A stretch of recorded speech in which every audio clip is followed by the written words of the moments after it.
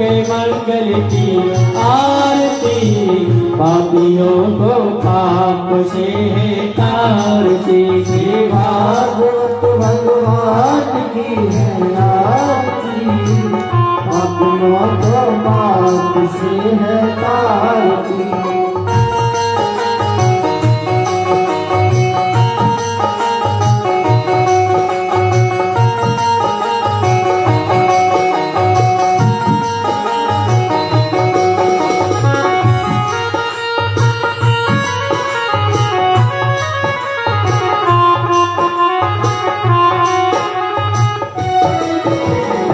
शांति नीति पावन पुनीत, पापों को मिटाने वाला, हरि दर्श कराने वाला। शांति गीत पावन पुनीत, पापों को मिटाने वाला, हरि दर्श कराने वाला। ये सुख करने ये दुख हरने, सुख करने ये दुख हरने, श्री मधुसूदन की आरती, हरि को पाप से तारती। श्री भागवत भगवान की है आरती, पापियों को पाप से है तारती। भागवत भगवान की है आरती, पापियों को पाप से है तारती।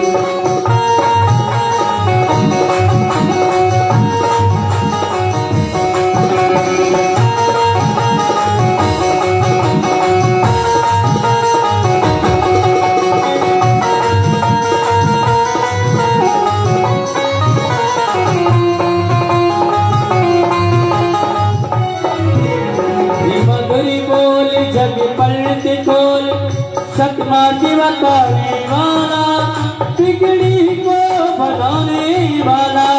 ये मधुर बोल जग पलट खोल, सन्मार्ग बताने वाला, बिगड़ी को बनाने वाला।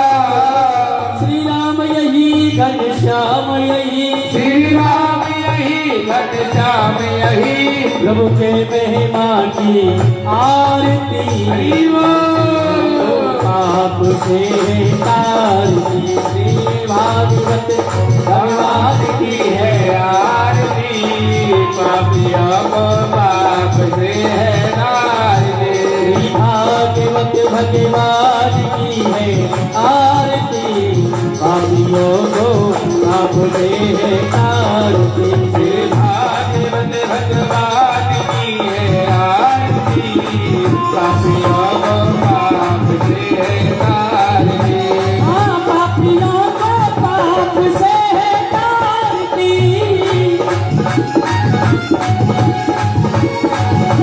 हाँ, पापियों को पाप से है तारती।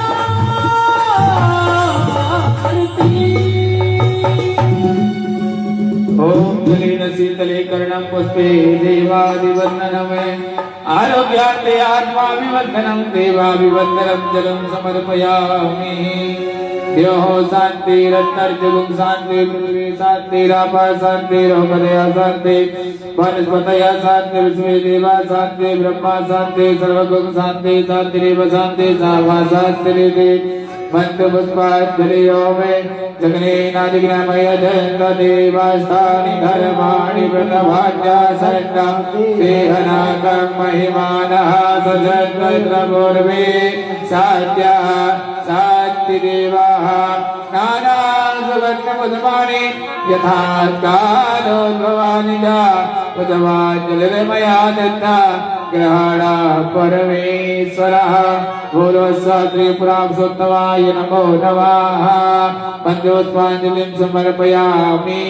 बोलिए बांके बिहारी लाल की जय हो। श्री राधा रानी की जय हो। श्रीमद्भागवत महापुराण की जय हो। श्री बाल कृष्ण लाल की जय हो। आचार्य श्री सुखदेव जी महाराज की जय हो। परम पूज्य श्री व्यास जी महाराज की जय हो। तुलसी बाबा की जय हो। हनुमान जी महाराज की जय हो। जय जय श्री राम, जय जय श्री राम। जय जय श्री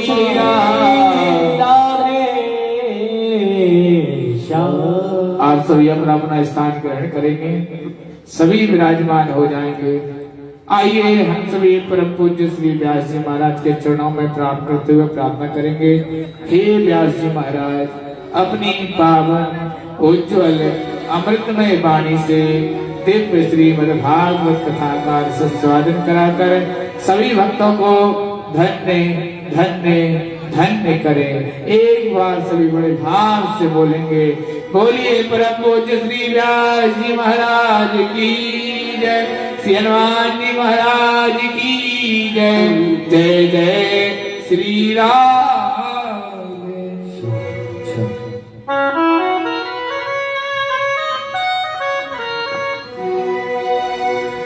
बोलिए भागवत भगवान की, श्री कृष्ण भगवान की जय हो। प्रथम गुरु को वंदना, फिर मैं मनाव गणेश, सुमिरा माता शारदा, मेरे कंठ करो परवे जय मां, मेरी आन रखना पैर मेरी शान रखना, ओ मेरी आन रखना मैया जी मेरी शान रखना। गुरु को वंदना, फिर मैं मनाव गणेश, प्रथम गुरु को वंदना, फिर मैं मनाव गणेश, मेरा माता शारदा, मेरे कंठ करो परवे जय मां, मेरी आन रखना मैया जी मेरी आन रखना, मेरी आन रखना मैया जी मेरी शान रखना। जय जय मां, जय जय मां, जय जय मां, जय जय मां, जय जय मां, जय जय मां, जय जय मां, जय जय मां, मेरी आन रखना मैया जी मेरी शान रखना, मेरी आन रखना मैया जी मेरी शान रखना।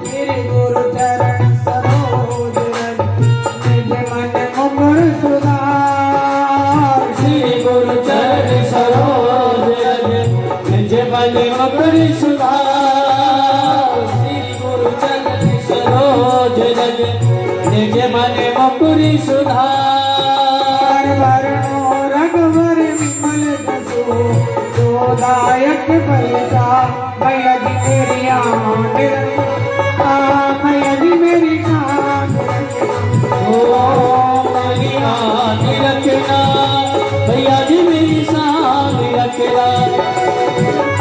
जय जय मां, जय हो मां, जय मां, जय हो मां, जय जय मां, जय हो मां, जय मां, जय हो मां, मेरी आन रखना मैया जी मेरी शान रखना,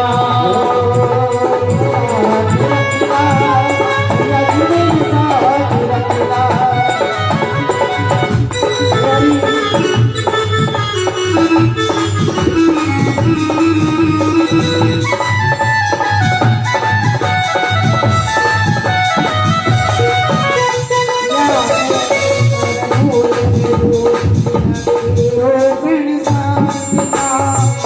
देवी सर्वभूतेषु शक्ति रूपेण संस्था, नमस्ते नमस्ते नमस्ते नमो नमः। देवी सर्वभूतेषु शक्ति रूपेण संस्था, नमस्ते नमस्ते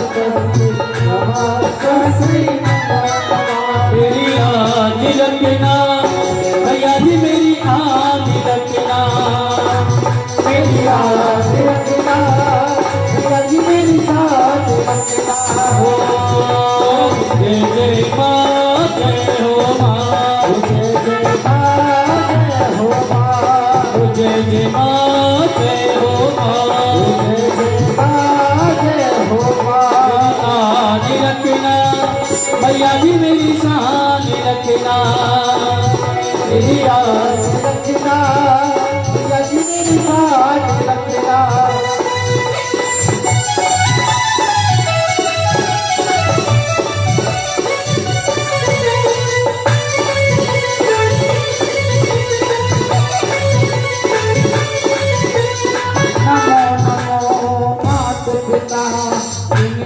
भयो शरीर नमो नमो माता पिता जिनसे भयो शरीर नमो नमो जगदाम्बिके जो दिया भजन और मैया जी मेरी आन मैया जी मेरी आन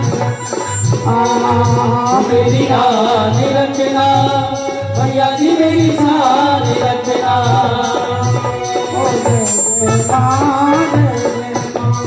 जय जय माँ जय हो मेरी जान मेरी याद रखना मैया जी मेरी शान रखना ओ आन रखना मैया जी मेरी शान रखना मेरी याद रखना मैया जी मेरी शान रखना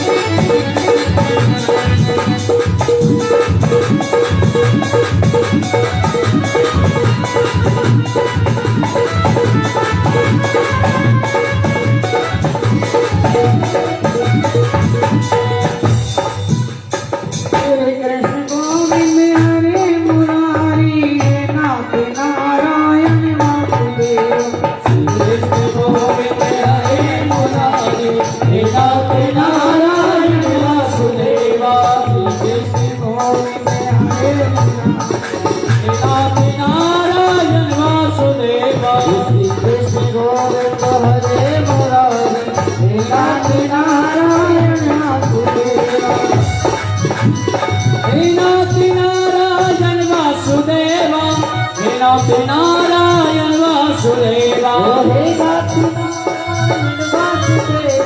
हे नाथ नारायण वासुदेवा श्री कृष्ण गोविंद हरे मुरारी हे नाथ नारायण वासुदेवा श्री कृष्ण गोविंद हरे मुरारी हे नाथ नारायण वासुदेवा हे नाथ नारायण वासुदेवा हे नाथ नारायण वासुदेवा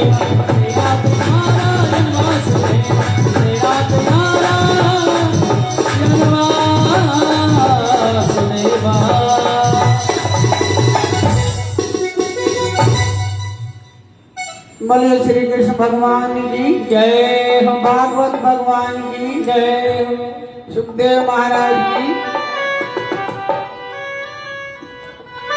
देखिए आज कथा का 5वां दिन है।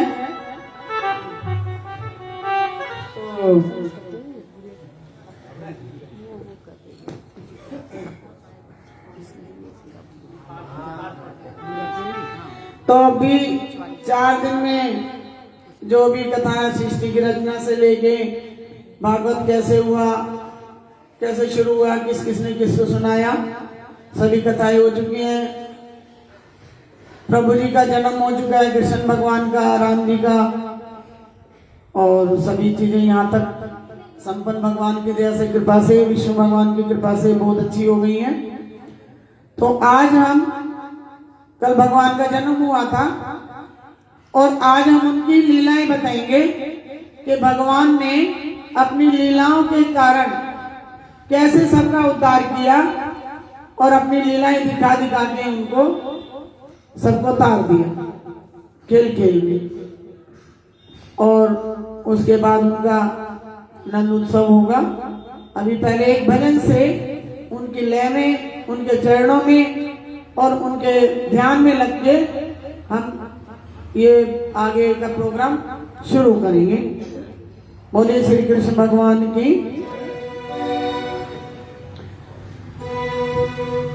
मुझे रास आ गया है तेरे दर पे सर झुकाना, मुझे रास आ गया है तेरे दर पे सर झुकाना, मुझे रास आ गया है तेरे दर पे सर झुकाना, मुझे मिल गई पुजारी, मुझे मिल गया ठिकाना, मिल गई पुजारी, मुझे मिल गया ठिकाना।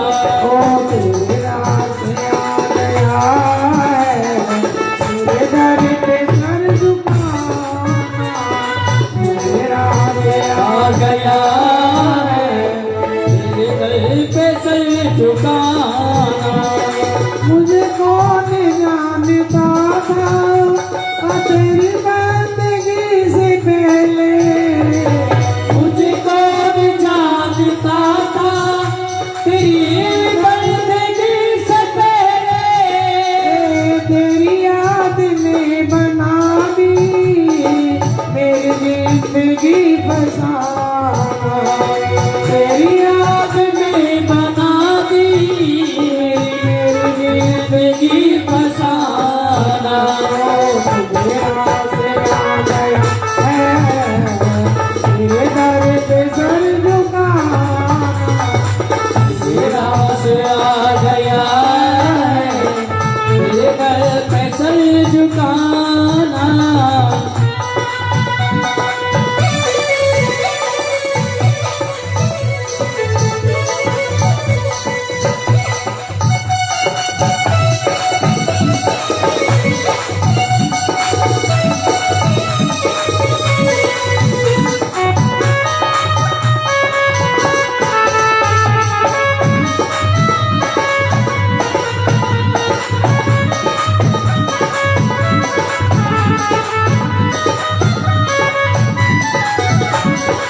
मुझे इसका गम नहीं है कि बदल गया जमाना, मुझे इसका गम नहीं है कि बदल गया जमाना। मुझे इसका गम नहीं है कि बदल गया जमाना, इसका गम नहीं है कि बदल गया जमाना। मेरी जिंदगी के मालिक अल्लाह, मेरी जिंदगी के मालिक कोई सपना बदल उजाला, मेरे जिंदगी के मालिक कहीं तुम ना बदल जाना।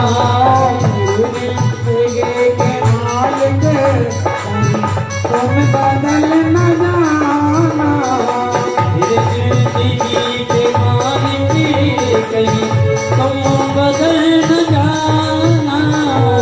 तेरा से आ गया है तेरे दर पे सर झुकाना, तेरा से आ गया है तेरे दर पे सर झुकाना।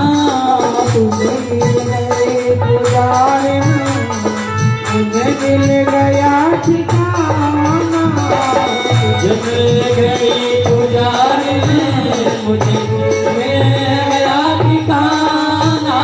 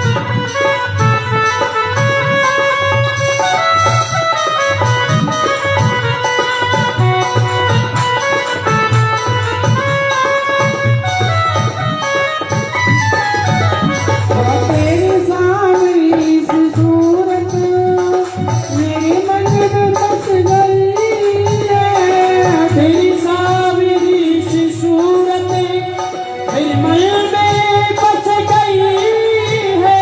ओ तेरी सांवली सी सूरत मेरे मन में बस गई है। तेरी सांवली सी सूरत मेरे मन में बस गई है। ये सांवले सलोने, ये सांवले सलोने मुझे और ना सताना। ओ सांवले सलोने मुझे और ना सताना। ओ सांवले सलोने मुझे और ना सताना। आ गया है मेरे घर पे सर झुकाना। तेरा सुना गया है मेरे घर पे सर झुकाना। मुझे मिल गया ठिकाना। मुझे मिल गई पुजारे। मुझे मिल गया ठिकाना। मुझे रास आ गया है तेरे दर पे सर झुकाना। बोलिए श्री कृष्ण भगवान की जय हो, भागवत भगवान की। जय हो। तो देखिए कल हमने कृष्ण जन्म हो गया था, भगवान का जो है ना अवतार हो चुका है। और जब कोई भी घर में बच्चा जन्म लेता है तो उसके लिए बहुत खुशियां मनाई जाती हैं, सभी बहुत खुश होते हैं। पहले वक्त था जब घर में एक बेटा अगर पैदा हो जाता था तो उसके लिए अलग से खुशी मनाई जाती थी, सब खुश होते थे। पहले पता नहीं लोग क्यों बेटी को कुछ थोड़ी नीची नजरों से देखते थे कि यार वो बेटी होगी, जबकि ऐसा कभी भी नहीं सोचना चाहिए। आज के वक्त में बेटा बेटी सब बराबर है। उसी भगवान की कृपा से वो बेटा पैदा होता है और उसी भगवान की कृपा से वो लक्ष्मी बेटी आती है घर में। हमें कोई भी फर्क नहीं समझना चाहिए बेटे में या बेटी में, क्योंकि जिनके यहाँ घरों में देखो ना बेटा है ना बेटी है तो उनका जीवन कैसा है। वो यही हाथ जोड़ते हैं, भगवान चाहे हमें एक बेटी ही दे दे पर दे दे। और आज के टाइम में बेटी बेटों से भी बहुत आगे है, बहुत अच्छी है और बहुत प्यारी है। अब जब श्री कृष्ण का जन्म हो गया तो जो है गोकुल में बहुत खुशियां मन रही हैं और बधाइयां बट रही हैं। नंद बाबा के घर पे तो कहते हैं नंद बाबा तो खुशी के मारे समा ही नहीं है और सभी को बुलाते हैं, सबको न्योता दे दिया और बोला कि भाई मेरे घर में अब खुशियां मनेगी। यशोदा भी बड़ी खुश है और इतने पकवान बनाए जा रहे हैं, इतनी मिठाइयां बनाई जा रही हैं, बहुत सब कुछ उत्सव मन रहा है। लेकिन ये जो भागवत कथा है इसमें यही श्री कृष्ण का विष्णु भगवान का ही है सब अवतार और सारी चीजें हैं, उतने ही उससे हम इसका स्मरण करें, जितने मन से करेंगे उतना ही अच्छा रहेगा। कहते हैं श्री कृष्ण कथा भव रोग की मीठी दवा है। जो इसको सुनता है, जैसे मान लो कोई रोग लग गया हमें, उसके लिए हम दवाई खाते हैं, वैसे ही श्री कृष्ण की कथा को अगर हम ये सोच लें कि ये हमें भव से पार उतारने वाली है, हमें भव सागर से पार उतार देगी, हमारे संकट दूर करेगी, हमारे कष्ट दूर करेगी और हमारे जो भी पाप ताप है सबको दूर करके हमें भव सागर से पार उतर जाएगी। उसी तरीके से ये दवाई की तरह से हमारे जीवन में एक तो डॉक्टर की दवाई काम करती है, एक ये जो है ना हमें भव से पार उतारने की दवा है। तो उनके चरणों में ध्यान करते हुए अब सभी लगे हुए हैं नंद बाबा के यहाँ कि हमारे कृष्ण आ गए हैं, हमारे सखा आ गए हैं, हमारे अभी तो छोटे ही हैं। होता क्या है कि जब उसको कंस को पता लगता है कि कृष्ण जन्म ले चुका है, उसकी उनको पता लग जाता है कि उसकी 8वीं संतान आ चुकी है, तो उसकी बहन होती है पूतना। उस पूतना को भेजते हैं वो वहां पे कि पूतना तुम जाओ और देख के आओ कि नगर में क्या हो रहा है, वहां पे गोपुर में जाके, और किसके घर में छोटा बच्चा आया है महादेव के, देख के आओ। अब वो पूतना आती है। जब पूतना आ जाती है वहां पे, सभी आ रहे होते रिश्तेदार, और पूतना इतना सज संवर के आती है। कोई बधाई दे रहा है नंद बाबा को, कोई यशोदा को बधाई दे रहा है, सभी आ रहे हैं, सभी आ रहे हैं, इतने रिश्तेदार इकट्ठे हो रहे, पहचान में भी नहीं आ रही। उनमें जो है एक पूतना भी बड़ा सज संवर के आती है और बहुत अच्छा अपना रूप बना के आती है। अब उसके बाद अंदर घुसती है तो उसे कोई पहचान नहीं पाता है। सबने सोचा कोई होगी ये भी रिश्तेदार जो आई है, तो क्या अगर कोई गलती से पूछ भी लिया किसी ने कि भाई तू कौन है, तो उसने कहा कि मैं तो इसकी मौसी लगती हूँ, मैं तो लल्ला की मौसी लगती हूँ। बाहर से ही सारा वहां से पूछ लिया कि उसके क्या क्या है घर में, कैसे है, कहाँ खुशियां मनाई जा रही है। तो अंदर आके देखती है, बड़ा जायजा लेती है, किधर लोग आ रहे हैं, किधर जा रहे हैं, किधर भंडारा है, किधर क्या हो रहा है, और किधर वो लल्ला सो रहा है।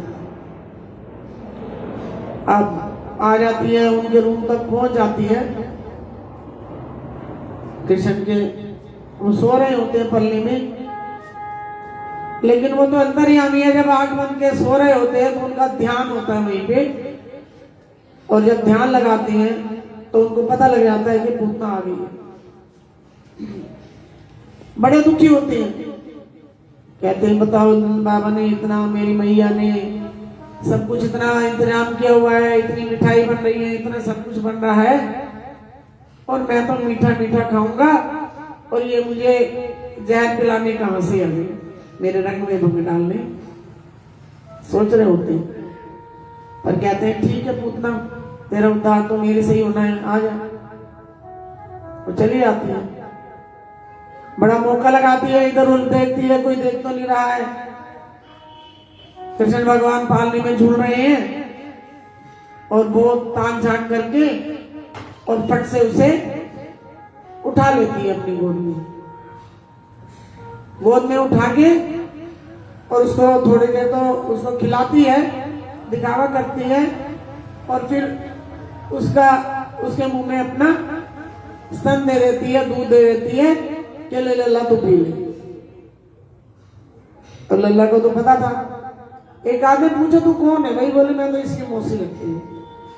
अनजान लोग तो यही कहेंगे हाँ ठीक है होगी, पिला रही है दूध। जैसे ही पिलाने शुरू किया, श्री कृष्ण ने एक दो बार तो सोचा कि क्या करूं, लेकिन उनको तो पता था मुझे तो रचना ही यही है। अब पूतना ने कोशिश जैसे ही की, उन्होंने उसका स्तन पकड़ लिया और इतने जोर से पकड़ा कि उन्होंने छोड़ा ही नहीं। अब जब छोड़ा ही नहीं तो और जोर से दबाते चले गए, जोर से दबाते चले गए, जोर से दबाते चले गए, तो वो परेशान हो गई। उसको दर्द होने लगा, चीखने चिल्लाने लगी।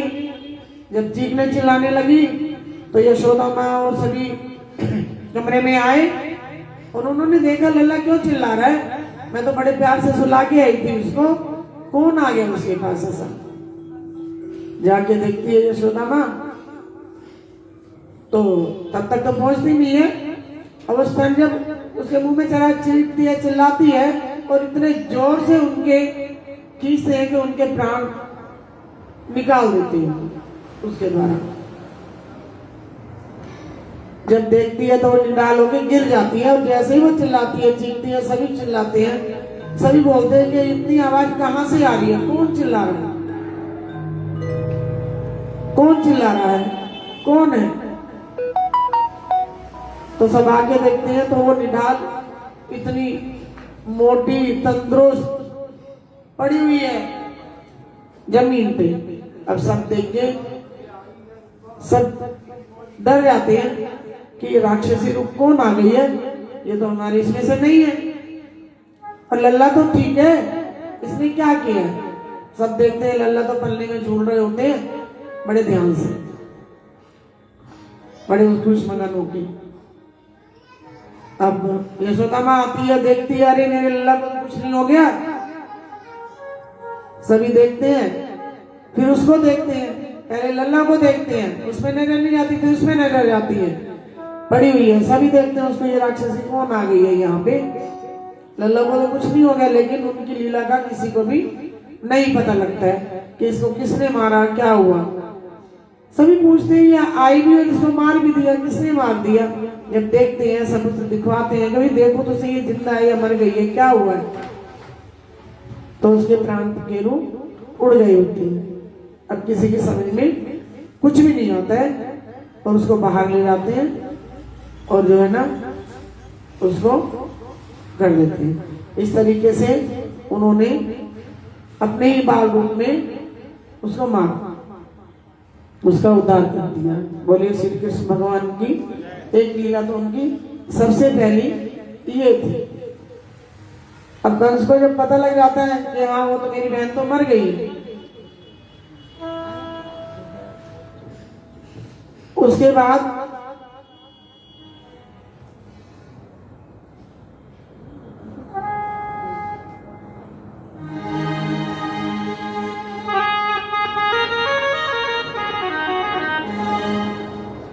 बोल गोविंद भगवान की जय।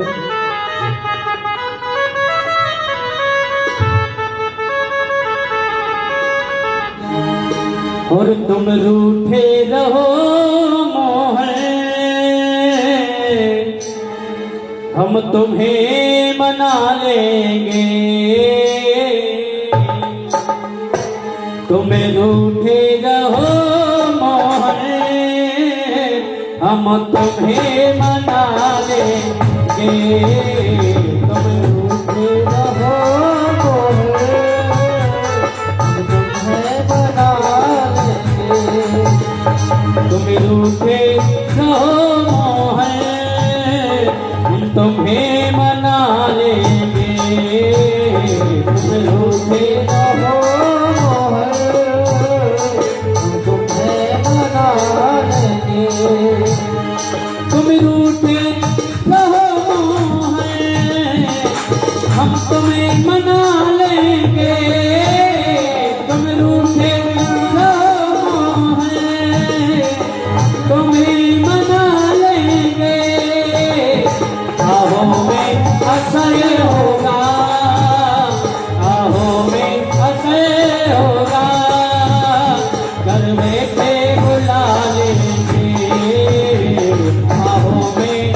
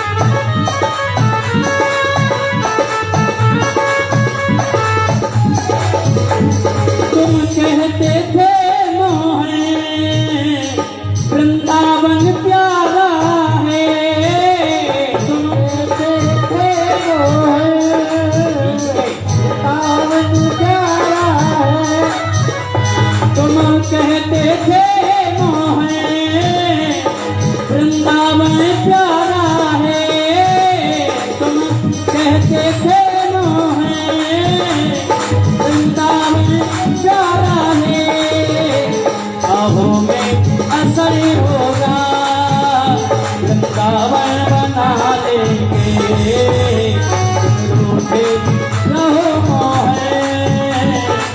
तुम्हें मना लेंगे।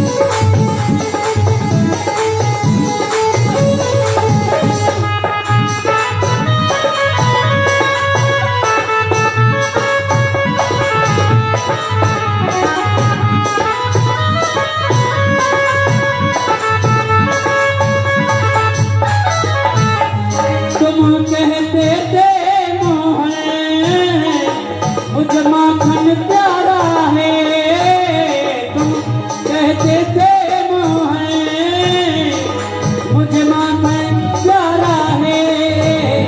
आहो में पलकों पे आहो में असर होगा, घर बैठे मंगा लेंगे। तुम रोते रहो मना लेंगे, तुम रोते रहो तुम्हें मना लेंगे, रोते रहो तुम्हें मना लेंगे। आहो में असर होगा, आहो में असर होगा, घर बैठे बुला लेंगे। तुम रोते रहो मोहन तुम्हें मना लेंगे, तुम रोते रहो मोहन तुम्हें मना लेंगे। तुम रोते रहो मोहन तुम्हें मना लेंगे, तुम रोते रहो मोहन हम तुम्हें मना देंगे। बोलिए श्री कृष्ण भगवान की जय हो। अब कहते हैं श्री शुक्राचार्य जी महाराज नंदोत्सव में 18,000 श्लोकों का गायन करते हैं शुक्राचार्य जी, और ऐसा लगता है जैसे 18,000 श्लोकों का आनंद नंद महोत्सव में प्रकट कर दिया है। जब कोई भी आनंद उत्सव होता है तो भगवान का नाम तो सभी करते हैं कोई सुंदर कांड करता है, कोई भगवान का पाठ करता है। वहां पे क्या हुआ, उन्होंने शुक्राचार्य जी ने 18,000 श्लोकों से गायन किया, 18,000 श्लोकों भगवान के नाम का। सुखदेव जी कहते हैं परीक्षित नंद भवन में लाला का जन्म नहीं हुआ, बल्कि मूर्तिमान आनंद का आर्य मानव बाल रूप में प्रकट होकर सबका साक्षी हो गए। सबसे पहले क्या हुआ, वेद पाठी ब्राह्मणों को बुलाकर नंद बाबा का स्वस्ति वाचन, जाप कर्म संस्कार आदि सब विधिवत संपन्न कराएंगे।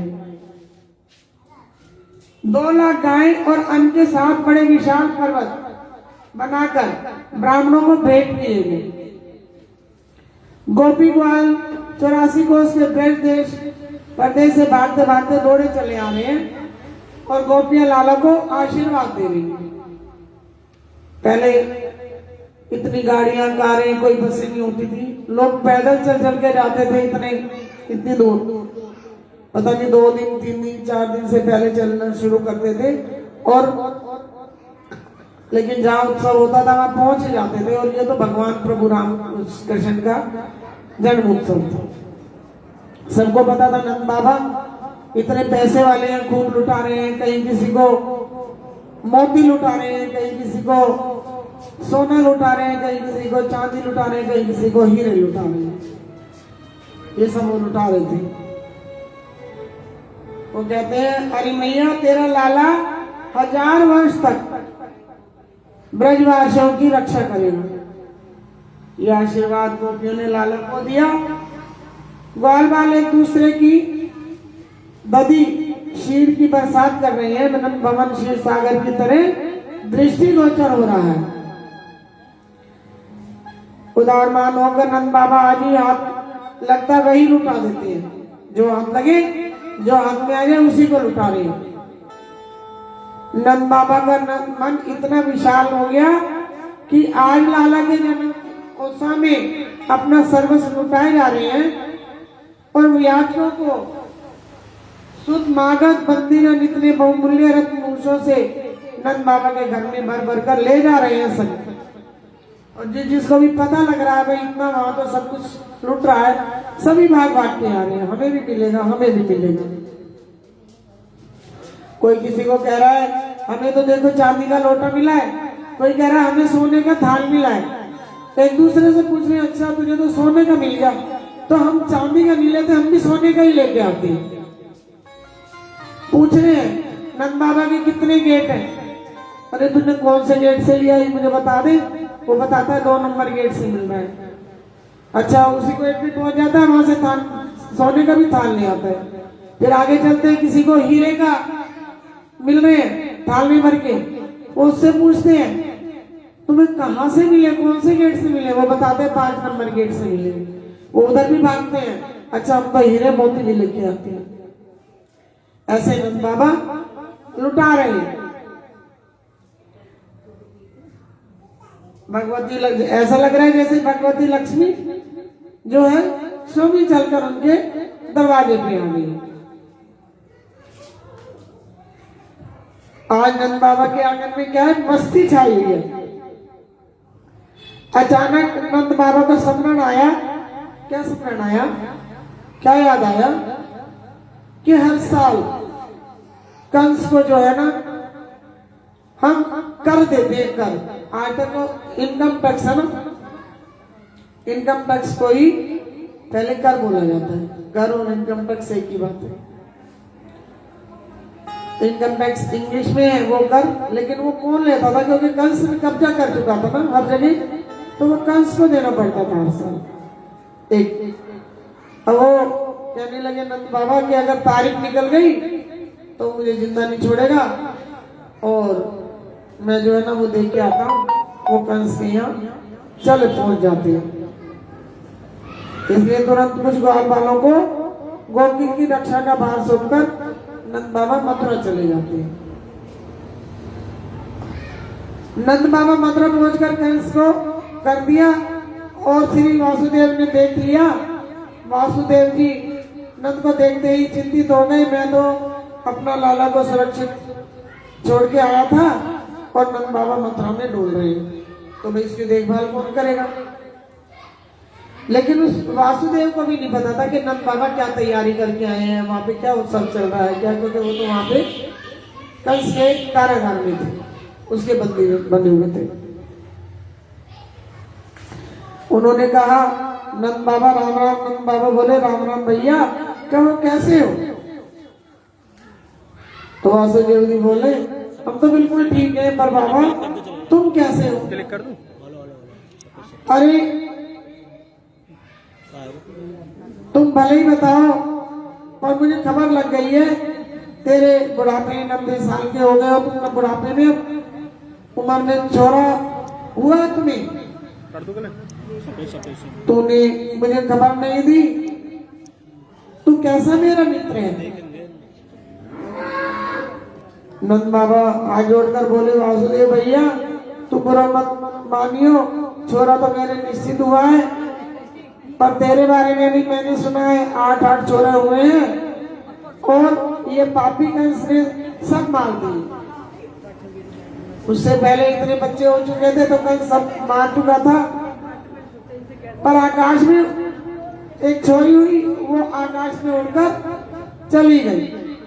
ये सब बातें सुनने के बाद मेरी हिम्मत नहीं पड़ी जो एक लाला की खुशी में आपके सामने प्रकट हो,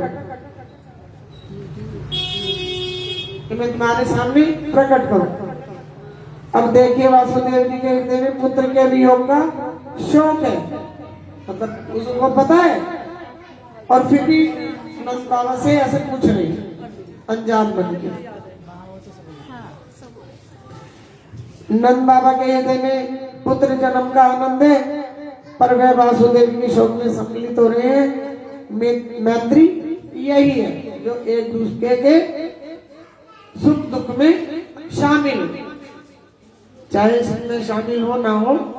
मित्र क्या है? जो हमेशा दुख में और संकट में मुसीबत में काम, वही सच्चा मित्र होता है। बहुत से होते हैं, अरे जब पता लग जाता है अब तो इसमें कुछ दुख हो गया है, छोड़ के चल देते हैं, कहीं मेरे से कुछ मांग लाने या मुझे कोई मदद ना करनी पड़े। पीछे लगा दे। जेने मित्र दुख होए दुखारी, तिनई बलोक पातक भारी। निर्दुख गिरी संग रज करी नाना, मित्रक दुख रज मेरा समान मेरू समाना। मित्र को चाहिए कि अपना दुख पहाड़ जैसा भी हो तो भी मित्र को से छुपा कर रखे, और मित्र का दुख यदि कण के बराबर दुख रहा हो तो उसे पर्वत मानकर उसका निदान करे। तो दोनों अपने दुख सुख की चर्चा एक दूसरे को बांट रहे हैं, पर वासुदेव जी को तो लाला की चिंता पड़ी है, इसलिए तुरंत बोले, बाबा मैं ज्योतिष को पंडित तो नहीं हूँ, पर बता रहे हो कि आजकल तेरे ग्रह ठीक नहीं है। तेरे ग्रह तो ये कह रहे हैं कि गोकुल में कोई उत्पात होने वाला है, तो जल्दी जा अपने घर गोकुल संभाल, ऐसा वो कह रहे हैं। जो गोकुल में उत्पात होने की बात करी, सुनते ही नंद बाबा वहां से क्या करा, उनकी धड़कन बढ़ गई और वो वहां से चल दिए।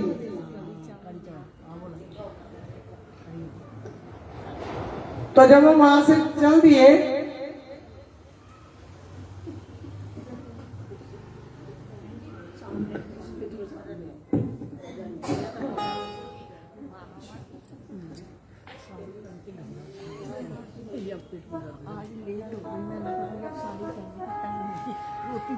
वहां से चल दिए,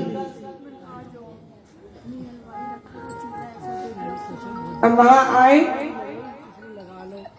तो भगवान तो चराचर जगत के आत्मा कौन है, किसने आए, भगवान तो सब जानते हैं।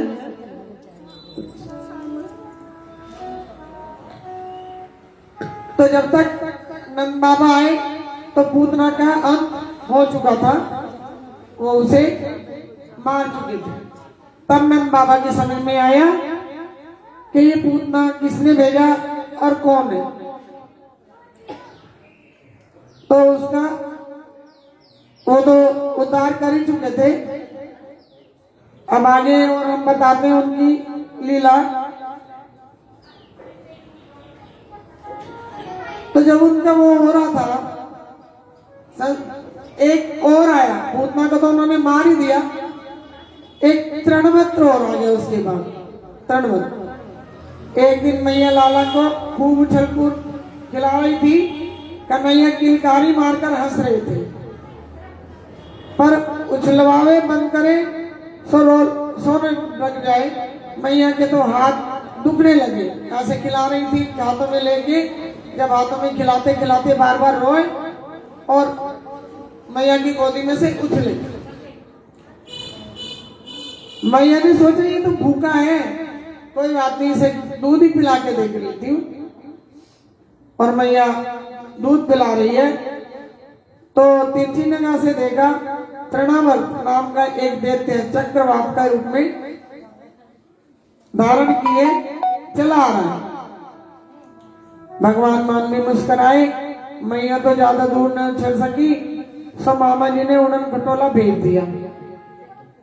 कैसे चलता चक्रवात तो सभी ने देखा होगा, ऐसे गोल गोल घूम के चलता है। अब तो नहीं यहाँ इतना है, लेकिन पहले जब रेत मिट्टी और राजस्थान में बालू या ऐसी चीजें होती थी, वहां बहुत ज्यादा होते हैं उस साइड में। तो हम भी कभी कहीं भी जाते थे अपने रिश्तेदारों के, वहां बहुत होते थे।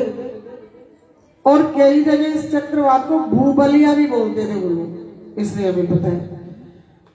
तो ऐसे गोल गोल पूरा घूमता और इतना बड़ा चक्कर हो जाता है कि अगर उसके बीच में कोई आ जाए तो सच में फंस जाते हैं, उड़ा के ले जाते हैं। वैसे ही वो आ गया श्री कृष्ण के पास। अब वो तो उसको देख रहे हैं, लेकिन मैया को तो नहीं पता, उनको पता लग रही है दूर से ही कि हाँ चक्रवात आ रहा है चला हुआ।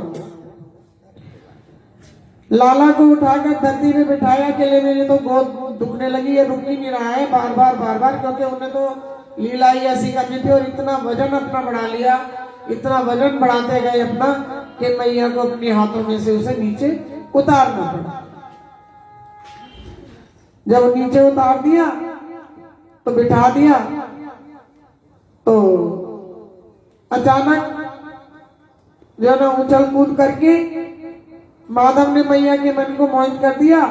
यशोदा माँ को भ्रम हो गया, अरे राम 2 घंटे बैठी बैठी इसको दूध पिला रही हूँ और मालूम पड़ता है कि दूध पी गया। दूध पीने से ज्यादा इसका वजन बढ़ गया, क्योंकि मैं 2 घंटे से यही काम कर रही हूँ कि इसको दूध पिलाई जा रही हूँ, खिलाई जा रही हूँ, उससे वजन बढ़ गया।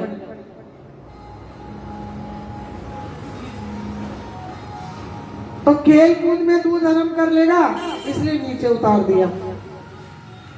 तृणावत को अवसर मिल गया, वेग से आया, भगवान को उड़ाकर कंधे पर बैठाकर आकाश में ले गया।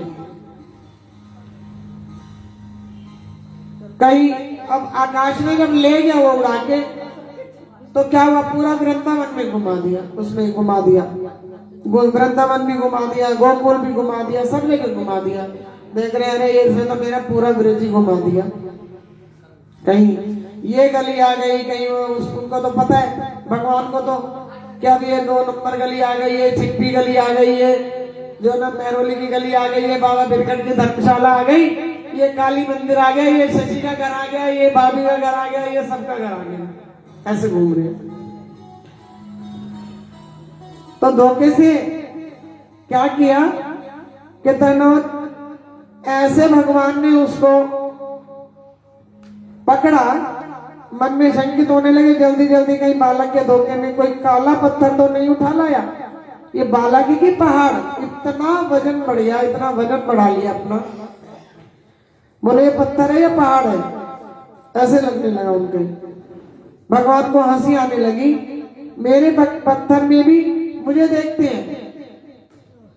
कैसे मूर्तियां जो भगवान की मंदिर में पत्थर की तो बनी है, भगवान सोच रहे हैं कि मेरे भक्त को मुझे पत्थर में भी देखते हैं, और ये मुझे खुद में इसके सामने साक्षात हूँ, इसके सामने ये मुझे पत्थर देख रहा है। कितना अकल का अंधा है। वो कहते हैं, अब वो तृणावत छटपटाने लगा, जब इतना भारी हो जाएगा कोई तो छटपटाने लगा उनके वेट से ज्यादा। अब उन्होंने कहा, पत्थर पर आकर सिर पड़ा, और जब वो इतने वेट से हो गए तो वो गिर पड़ा। वो कहते हैं गोविंदाय नमो नमः, और तृणावत का अंत हो गया। बोले कृष्ण भगवान की जय। तूफान शांत हुआ। अब मैया देख रही थी कि मेरा लल्ला इतनी जल्दी चला कहाँ गया।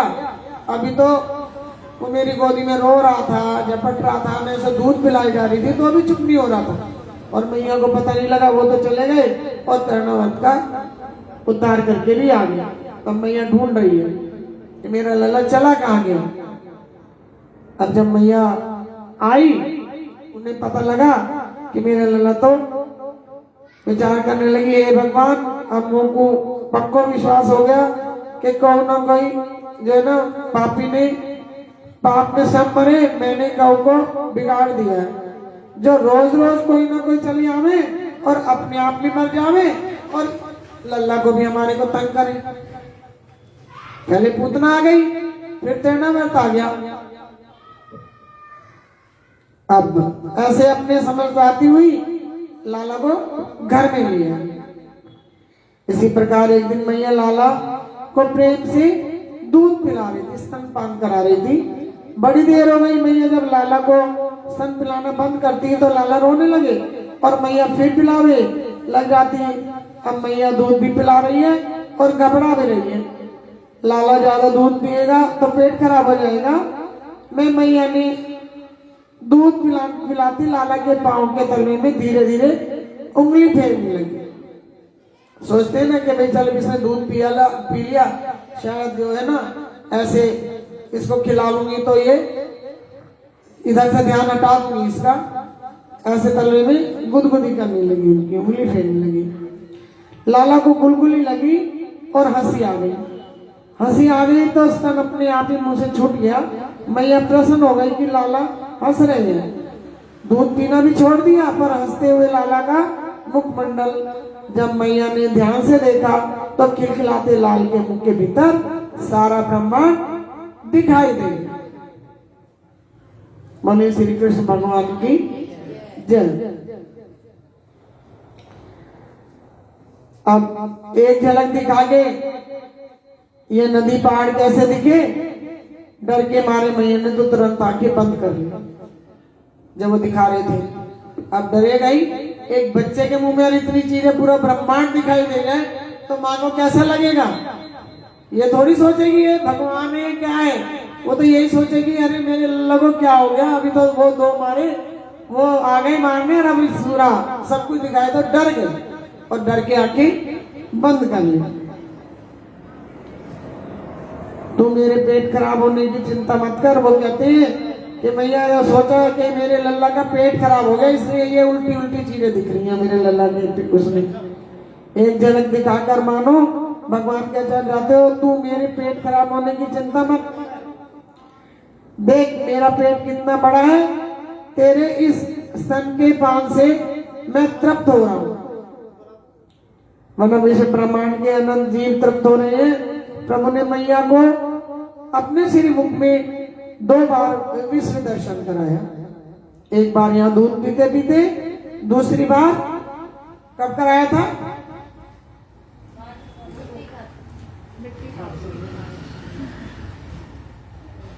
हाँ, कौन बता रहे इधर से? मंजरी बताइए से।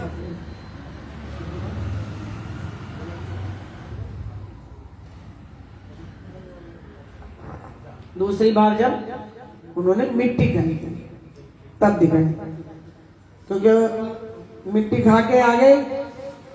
मिट्टी तो बहाना था, उनको तो अपनी माँ को दर्शन करानी थी। अब उनके सगा रोज शिकायत करने लगे ये तो मिट्टी खा रहा है, ये तो थोड़ा आगे चलने की बात है। अब उधर तो मथुरा में वासुदेव जी एक एक दिन गिनते हुए विचार करते हैं, आज मेरा लाला पूरे 1 वर्ष का हो जाएगा। नंद उत्सव मना लेते हैं और कर लेते हैं सब कुछ, धीरे धीरे होते होते ये सब 1 वर्ष का हो जाएगा। अब भगवान जाने इसका नाम क्या होगा, क्या रखो इसका नाम। अभी तक नाम संस्कार नहीं हुआ। नंद उत्सव भी हो गया और भी हो गया, सब कुछ हो गया, और भूतना को भी मार दिया, तृणावर्त को भी मार दिया। वो कहते हैं अब भगवान जाने वहां को नाम क्या होगा, क्या रखो नाम इसका। सो अपने कुल पुरोहित श्री गोगाचार्य, उनके कुल पुरोहित थे, उनका नाम था गोगाचार्य, उनके पास जाता हूँ और जाके गुरु जी को अपने को बुला के लाता हूँ। तो आप ही त्रिकाल लग गए हो, वह बड़ी कृपा होगी यदि आप ब्रज में चलोगे और गोकुल के नंद बाबा के घर जाकर मेरे छोरे का नामकरण करोगे। गोगाचार्य जी से कहते हैं। गोगाचार्य जी बोले ठीक है चले जाएंगे। गोगाचार्य जी ने वासुदेव से प्रेरित होकर नंद भवन आए और गोकुल में जैसे ही नंद भवन पहुंचे कि नंद बाबा ने गोगाचार्य की बड़ी भारी स्वागत किया। नंद बाबा तो संत ब्राह्मण के अन्य भक्त थे। बोले आओ आओ महाराज, बड़ी कृपा करी, खूब दर्शन दिए महाराज, अहो भाग्य हमारे जो आप हमारे घर पधारे। पहले जब ऐसे घरों में इतने अच्छे अच्छे लोग आते थे, ज्ञानी ज्ञानी संत महात्मा, तो लोग बहुत खुश होते थे और बड़ी खुशी से उनका आओ भगत करते थे और उनकी बहुत इज्जत और सम्मान देते थे। विधिवत पूजन कीजिए और आसन पर बैठिए। नंद बाबा बोले महाराज आपके आशीर्वाद से मेरे घर में 2 छोरा भैया, एक उनके जो ना ग्रह तो बताओ, कुछ उनके ग्रह बताओ कि भाई कैसे हैं। आज भी बच्चा अगर कोई पैदा होता है तो सभी दिखवाते हैं उसका जन्म, उसके ग्रह दोष सब उस समय जब नाम संस्कार करते हैं तब सभी पूछते हैं। ऐसे ही नंद बाबा जी पूछ रहे हैं कैसे चल रहे हैं। तभी आए तब तो कोई ना कोई उत्पात होती ही रहे। महाराज बाबा बोले कि इनका नाम रखो दोनों का, कौन राशि है। नंद बाबा बोले अरे नाम धन्य को ध्यान करो गोगाचार्य जी खूब से। जबकि नंद बाबा 1 साल ही छोड़ा हो गए, अब तक नाम गिना ही बाकी। नंद बाबा बोले महाराज अब आप जैसे संत पधारे हो तो हम तो प्रार्थना करेंगे कि आप आज हमें आज ही रख जाओ, मतलब इसका नाम आज ही रख जाओ जब तुम आए हो। गोगाचार्य जी बोले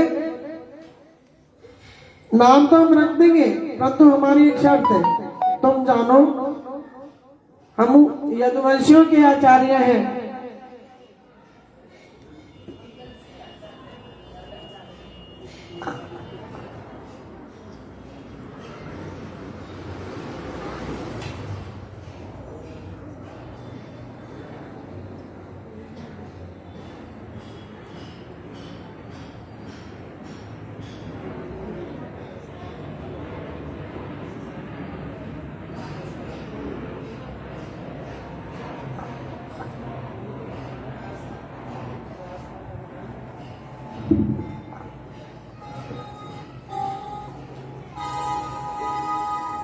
तो वो कहते हैं भाई हम यदुवंशी के आचार्य हैं, तेरे छोरा का नाम कैसे रख दे और तेरे लाला को संस्कार करेंगे तो कंस को पता लग जाएगा।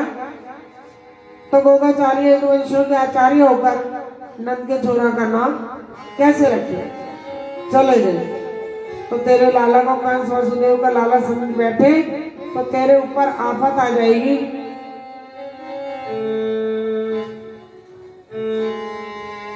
इसलिए शर्त यह है कि किसी को पता ना लगे।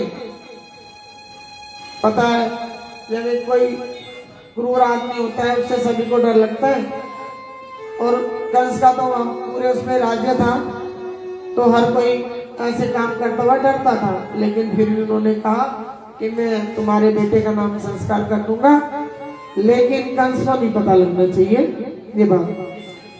नंद बाबा बोले जो बात है महाराज तो भैया को भी खबर नहीं पड़ेगी, आप तो चुपचाप जाके गौशाला में बैठ जाओ, मैं लाला को लेके वहीं आ जाऊंगा। क्योंकि अंदर अगर बैठेगा आके भाई वहां बैठेंगे भवन में या किसी कमरे में तो कोई ना कोई आता जाता रहेगा, कोई सखी आ जाएगी, कोई पड़ोसन आ जाएगी, कोई लाला को देखने आ जाएगी। गौशाला में तो कोई जल्दी से नहीं पहुंचे, तो इसलिए गौशाला में चला जाता हूँ, बैठ जाता, वहां लेके चले गए गोगाचार्य जी। गौशाला में आसन लगा के वहां बैठ गए। नंद बाबा ने भीतर खबर करो और सिद्ध बाबा आए, जल्दी लाला को लेके आ जाओ, लाला का नाम रखना है। दोनों माताएं अपने अपने छोरे को लेकर श्रृंगार करके मोटे मोटे गजरा डाल के और वहां पे ले आई उनको। आपस में बातें करने लगी, बहना या बाबा को बड़ा नाम सुन रखा है, चलो आज ये बाबा की कुछ परीक्षा ले आए, मेरे लाला से तू ले ले और तेरे लाला को मैं ले लेती हूँ, बता दे कौन लाला किसका है। तो तब हम समझ जाएंगे भाई ये बहुत विद्वान है भाई, ठीक है। तो दोनों माताएं अपने अपने छोरे को लेके अदला बदली कर ली। माताओं ने प्रणाम किया, बाबा ने नेत्र खोलकर सामने देखा तो रोहिणी मैया की गोद में यशोदा नंदन श्री कृष्ण, और यशोदा मैया की गोद में रोहिणी का बेटा, उनके पुत्र थे। तो जैसे जैसे ही गोगाचार्य ने यशोदा नंदन का दर्शन किया तो बाबा की दृष्टि पड़ी और नेत्र खुले रह गए। क्योंकि ऐसे जो पूरे जगत के स्वामी है विष्णु भगवान अवतार लेके आए, उन्हें पता लग गया ये साक्षात भगवान है, तो किसके नेत्र खुले नहीं रह जाएंगे।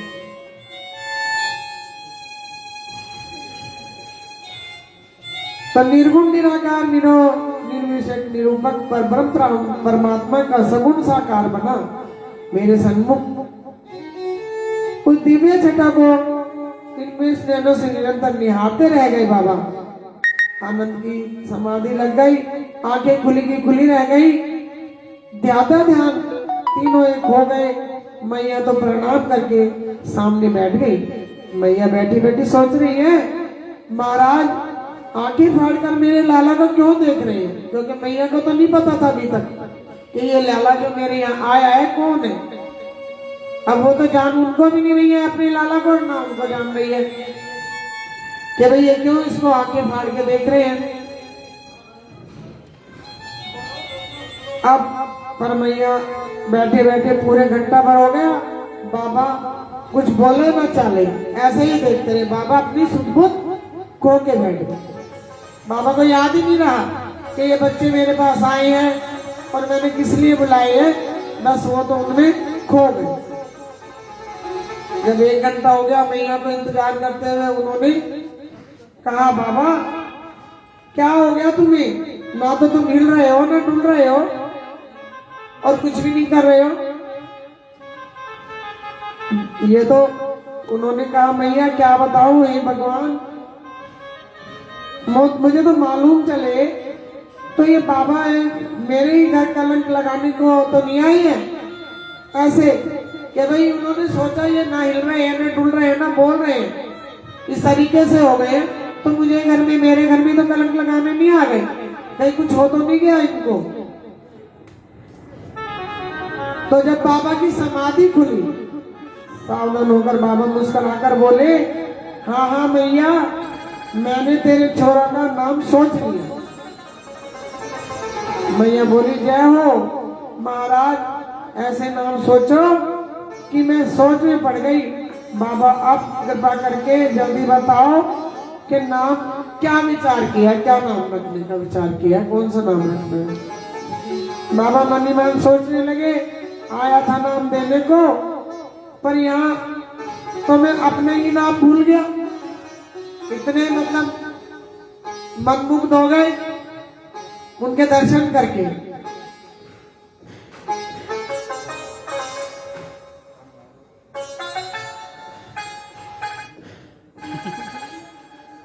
जैसे तैसे गोगाचार्य अपने आप को संभालकर पूरे दोनों बालकों को निहारने लगे और देखते ही देखते मन ही मन मुस्कुराए, ये अदला बदली कैसी दिख रही है। और गोगाचार्य भी समझ गए कि इन्होंने अदला बदली करी, कहीं हमारी परीक्षा तो नहीं हो रही है। तो तुरंत यशोदा मैया से बोली, अरे मैया तेरी गोदी में जो लाला है ना, वो निश्चित रूप से रोहिणी का लाला है। बता दिया उन्होंने कि तो तुमने अदला बदली कर ली है, जो तेरी गोदी में है वो रोहिणी का लाला है, और जो रोहिणी की गोदी में है वो तेरा लाला है। अब रोहिणी ने इतना सुना, मैया मुस्कुरा के रोहिणी की तरफ देखने लगी। अब वो सच्ची बात है, जब कोई ऐसी बात होती है तो एक दूसरे की तरफ हंसते हैं, मुस्कुराते हैं कि हाँ भाई ये तो सच्ची बात है। देख ले एक दृष्टि में ही कितनी जल्दी इन्होंने पहचान लिया कि ये तेरा छोरा है और ये मेरा छोरा है। आपने बिल्कुल कहा ठीक। रोहिणी ने कहा हम दोनों बहने है ना अपने बच्चों में अंतर नहीं समझते, दोनों बहनें बच्चों में अंतर नहीं समझते। अब तो बताओ कि इनका नाम क्या रखना है। ये छोरा आगे चल के बहुत बलवान बनेंगे, बहुत बलवान निकलेंगे। गोगाचार्य जी बोलते हम इनका नाम बलराम रखेंगे, और इनका नाम रोहिणी का जो बच्चा था उनका क्या रखा, बलराम, और इनका नाम कृष्ण रखेंगे। संकर्षण भी कहा करेंगे। मैया बोली अच्छा महाराज अब जल्दी से बता दो। मैया ये तेरे छोरा से ना, ये हजारों में इनके हजारों नाम पड़ेंगे श्री कृष्ण जी के लिए। बोला एक नाम हो तो मैं वो रख लूं, लेकिन इसके तो हजारों नाम पड़ेंगे। कहाँ तक गिनाओ इनके नाम? मैया गोपाल शेष नाम, विष्णु शेष नाम, सब यही इन्हीं के नाम भरे पड़े। मैया हाथ जोड़कर बोली, बाबा मुझे 1000 नामों की जरूरत नहीं है, मुझे तो एक अच्छा सा, चोखा सा, बढ़िया सा नाम बता दो बाबा। तो इस समय तो ना तुम इसका नाम कृष्ण रख लो। बाबा ने कहा। मैया बोली, ये भगवान ये कृष्ण कह रहे, मैं तेरी जी भी पलटा खाएगी क्या? हो महाराज कृष्ण। बाबा बोले, मैया कृष्ण को मतलब है कर्ष इति कृष्ण, जो देखते ही सबको मन को मोह ले, जिसमें आकर्षण, उसका नाम है कृष्ण। तो इसलिए मैंने इसका नाम कृष्ण है। तेरा बच्चा ऐसा है। बाबा बोले, मैया और सुन मैया, ये तेरे लाला को हर युग में जन्म होगा, तेरे लाला का हर युग में जन्म होगा। तब तक भगवान बोले ऊहू। उन्होंने क्या कहा भगवान ने? ऊहू आवाज निकाल दी अपने मुंह से। ये बात सुन सोई बाबा समझ गए कि ऐसा मत बताओ, ये सारी चीजें मत खोलो मेरी, कि हर युग में जन्म होगा, मैं कौन हूं, उनको कह के उनको रोक दिया, चुप कर दिया। अब बाबा समझ गए, वो तो समझ गए कि ये क्या कहने जा रहे हैं। मैया का जन्म में छोरा वासुदेव का लाला भय हो गया, तो आज वासुदेव कृष्ण पढ़ेगी। मैया बोली, काऊ जन्म में मोहे का मतलब, वो कहते हैं इस जन्म में तो, इस जन्म समय तो मेरी ही है, बस अब ज्यादा भविष्यवाणी मुझे मत सुनो महाराज, इस जन्म में तो मेरे ही है ना ये। बोले हाँ। अब क्या हुआ? भविष्यवाणी मुझे नहीं सुननी है। वो यशोदा मैया कहती मुझे अब ज्यादा भविष्यवाणी नहीं सुननी। मैया तो दंडवत प्रणाम करके भीतर गई और रोहिणी से बोली, बहन ये बाबा है तो मान पंडित, ये तो माननी पड़ेगी। किसका लाला, किसकी गोद में इन्होंने बता दिया, और नाम जरूर टेढ़े मेढ़े धर दिए। उन्हें पसंद नहीं आए कि इनका बलराम रख दिया, इनका कृष्ण रख दिया। मैंने नाम धरे कनुआ और बलुआ, उन्होंने खुद ही नाम रख लिए कि देख इसका नाम कनुआ है कृष्ण का, और इसका बलुआ। बिल्कुल सीधे सीधे नाम रख लिए। हमें तो ये नाम लेने आए ही नहीं। जो उसने नाम रखे कृष्ण और बलराम, बाबा ने मैंने नाम ये रख दिए उनको बदल के। तो मैया कृष्ण बलराम की जगह कनुआ बलुआ कहने लगी। छोरा तो चाहे जितने बढ़िया नाम सोच के धर ले, मैया को घर को लाड नाम अलग रखते हैं सब, आज भी रखते हैं सब अपने अपने घरों में लाड के नाम। ऐसे ही यशोदा माँ ने और रोहिणी ने उनके नाम रख दिए। ये सब मैया के लाड के नाम है। इस प्रकार से नामकरण करके दिव्य छठों को युद्ध में किए श्री गोगाचार्य जी चले।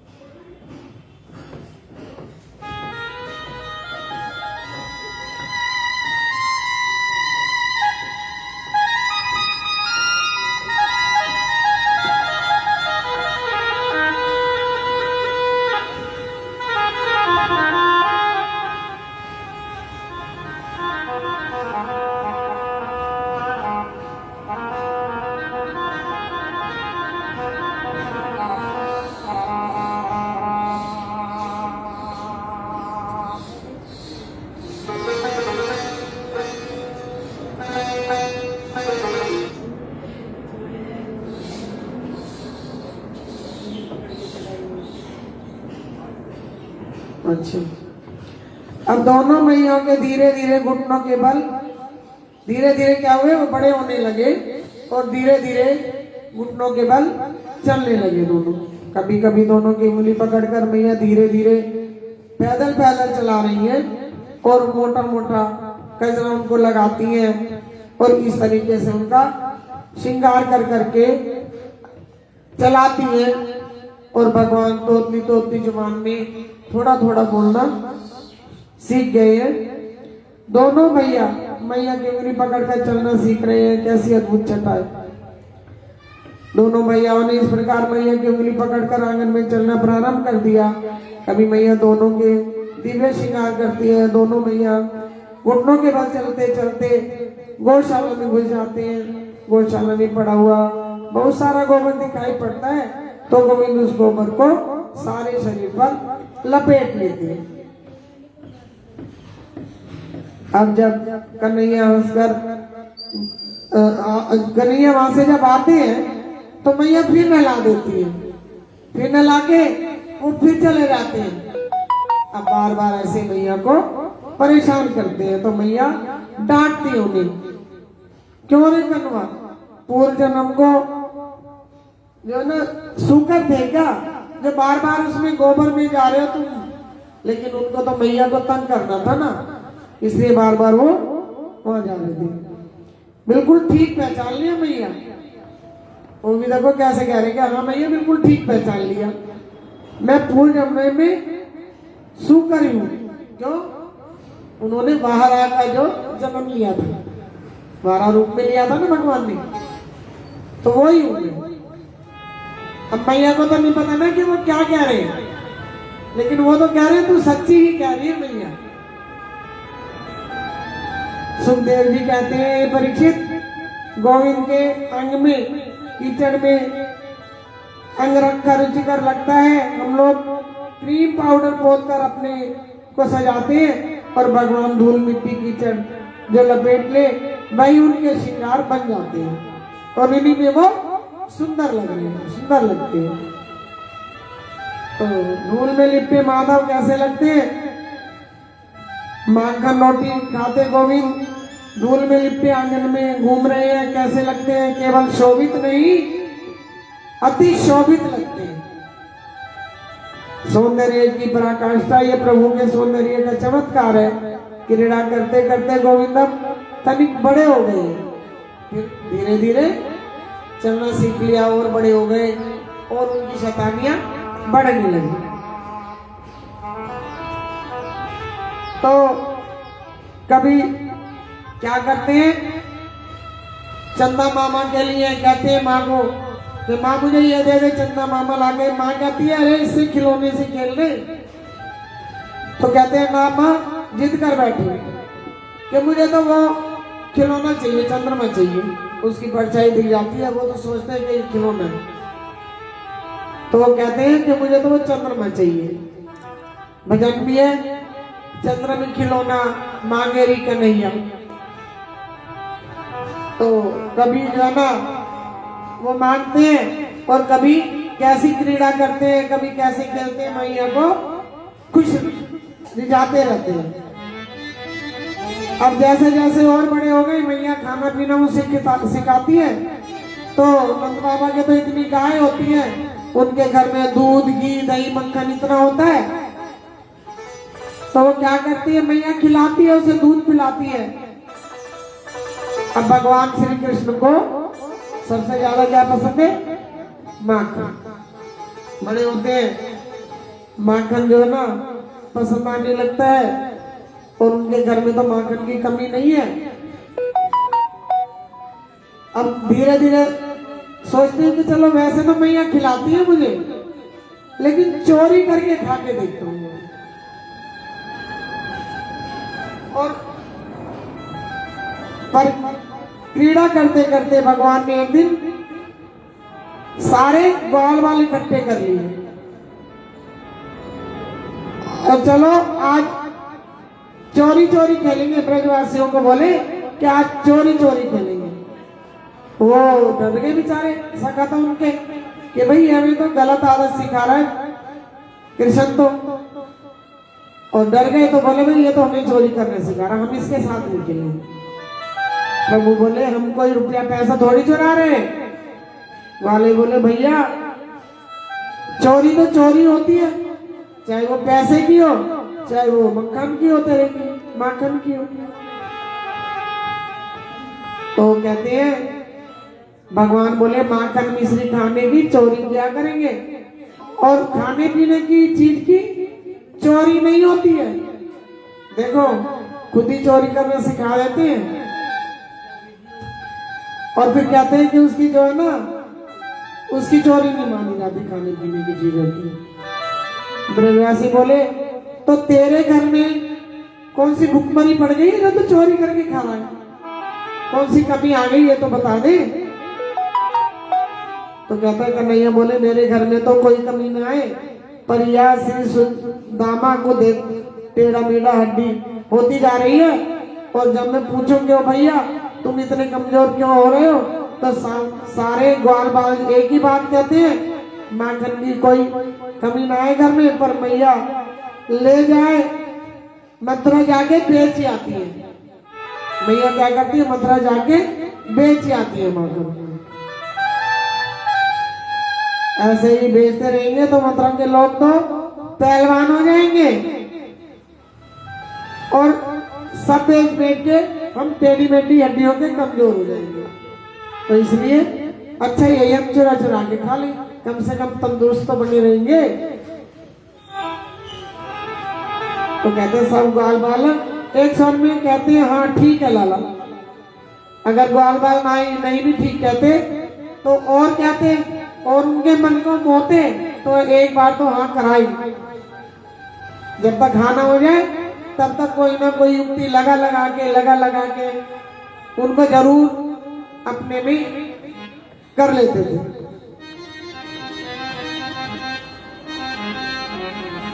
ये बात ठीक है, गौ सेवा हम करेंगे तो गौ रस के आनंद भी तो हम ही लेंगे।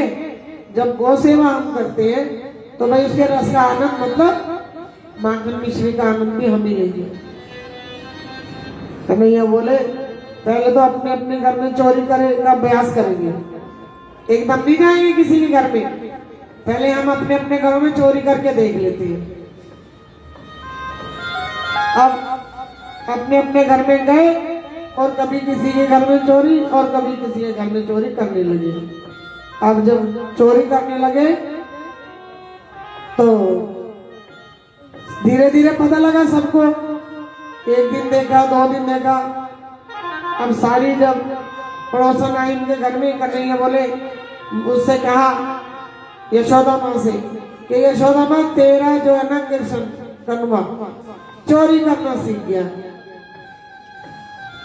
अब माँ को तो विश्वास ना हो, बोले तुम मेरे छोरे को क्यों दोष लगा रही हो, क्यों चोर बना रही हो। बोले ना तेरा छोरा तो चोरी करना सीख गया, और तुझे यकीन ना हो तो तू देख ले हमारे घर चल के, रोज माखन की मट्टी की बोड़ी आवे और रोज हमारा माखन चुरा चुरा के खाए, और खुद खाए सो खाए, ग्वाल वालों को भी ले आए हमारे घर में। बोले अच्छा, भगवान ने माखन की चोरी लीला करी, अब तो गोपियों के भी अब बड़े हुए तो गोपियों के दर्शन की भी उत्कंठा होने लगी हुई।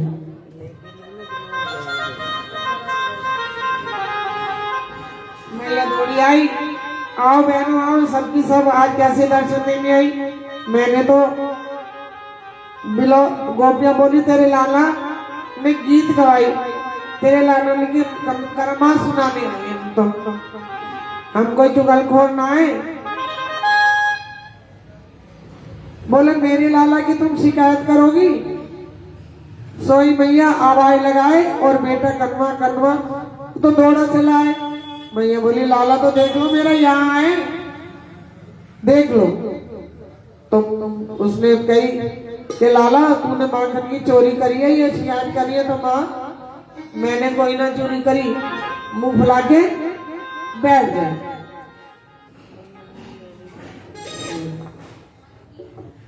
तो अब मैया ने कान पकड़े कि बोल सच्ची सच्ची बता। तो देखो कैसे बोलते हैं, माँ को कैसे रिझाते हैं कृष्ण भगवान।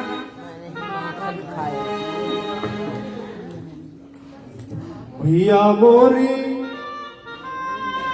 मैं नहीं माखन खायो मैया मोरी मैं नहीं माखन खायो भैया मोरी मैं नहीं माखन खायो भैया मोरी मैं नहीं माखन खायो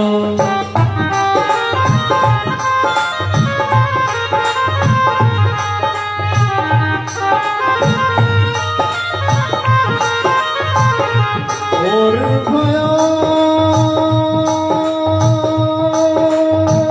गैयन के पाछे गोरी भयो कैयन के पाछे भोरे भयो कैयन के पाछे हो बरवस बरी लटकायो भैया मोरी मैं नहीं माखन खायो मैया मोरी मैं नहीं माखन खायो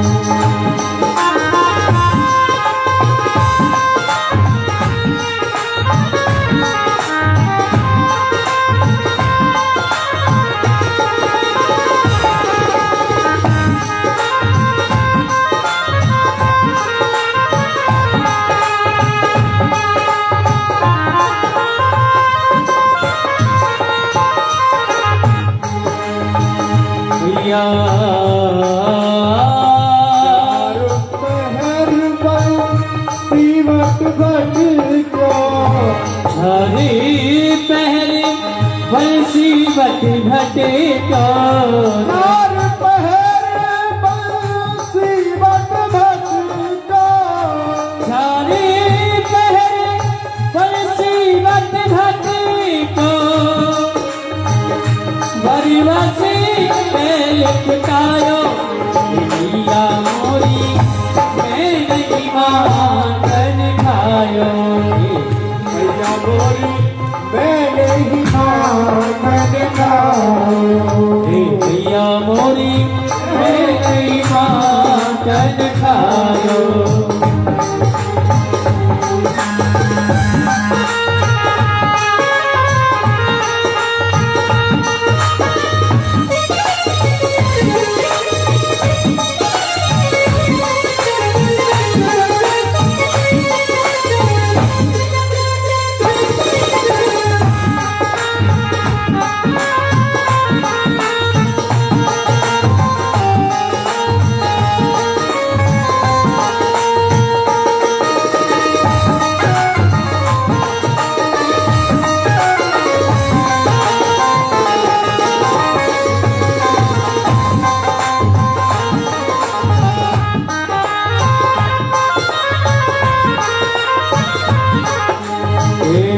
झूठी सांची देखे सफाई झूठी साथी पेट सफाई झूठी सांची देखे सफाई झूठी साथी पेट सफाई झूठी साथी पेट सफाई कान्हा ने समझायो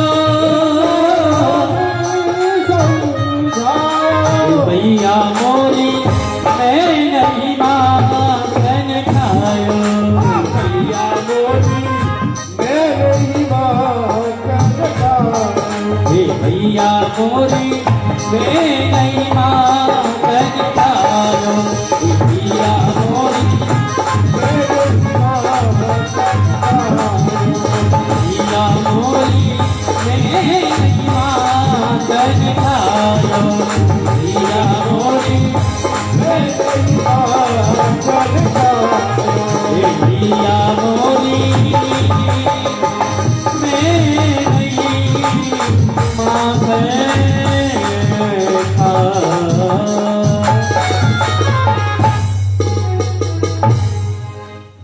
बोलिए श्री कृष्ण भगवान की जय। तो वो लीला तो दिखाई भगवान ने। अब क्या हुआ, एक दिन प्रभु ने सोचा ब्रज का माखन तो खूब खा लिया, खूब चोरी कर करके खा लिया। अब ब्रज रज का जो है ना स्वाद लिया जाए। ब्रज रज मतलब मिट्टी का, रज होती है मिट्टी। तो क्रीड़ा करते हुए प्रभु एक दिन ब्रह्मांड घाट पर गए और सबकी आंखों में छुपकर मिट्टी का डेला लिया और मुंह में गटक गए। सखा साहब थे, उनको पता था कि आगे क्या होगा।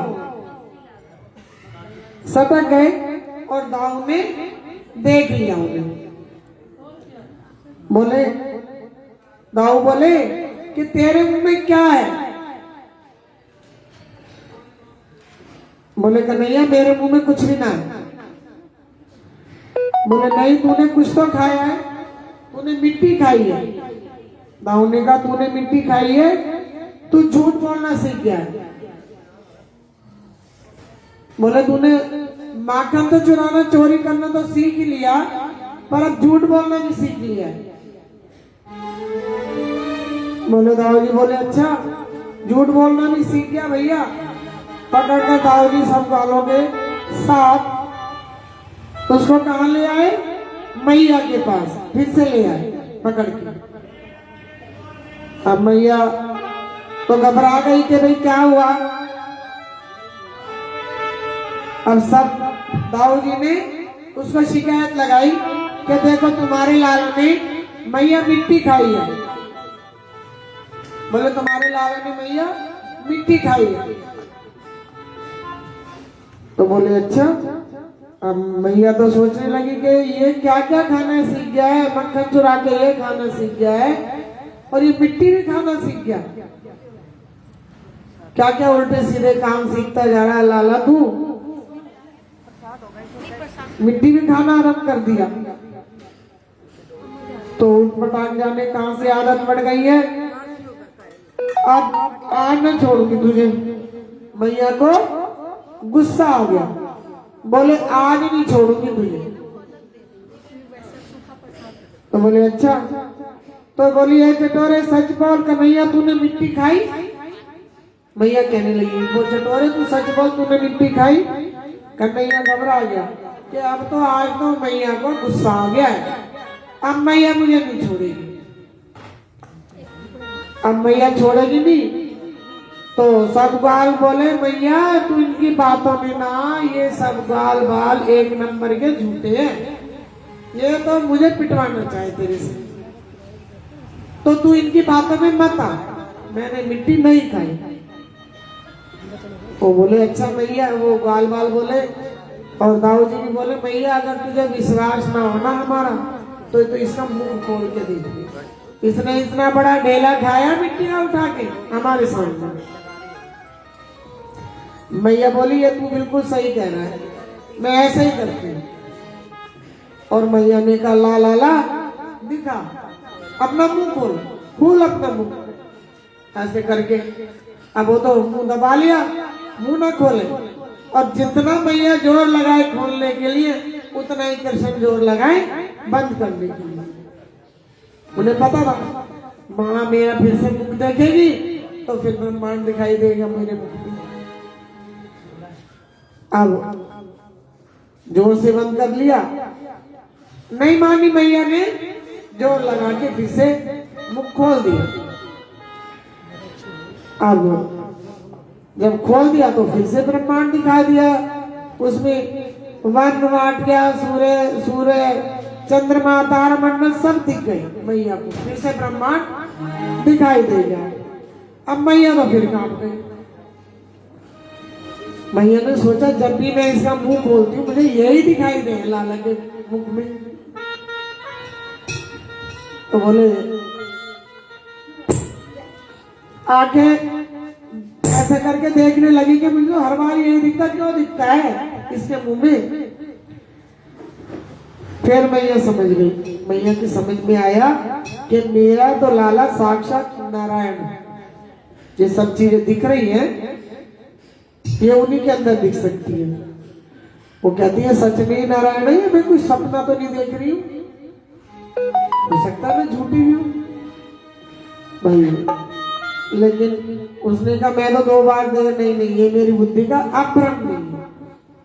मैया को विश्वास हो गया और उन्होंने नारायण समझ के भगवान को, मेरे ब्रज की माटी चंदन है,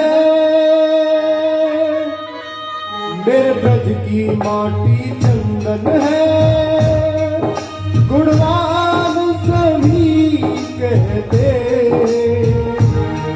ब्रज के राजा यशोदानंद गिरधारी जहाँ रहते, गिरधारी जहाँ रहते, मेरे ब्रज की माटी चंदन है, गुणवान सभी कहते, ब्रज के राजा यशोदानंद गिरधारी जहाँ रहते।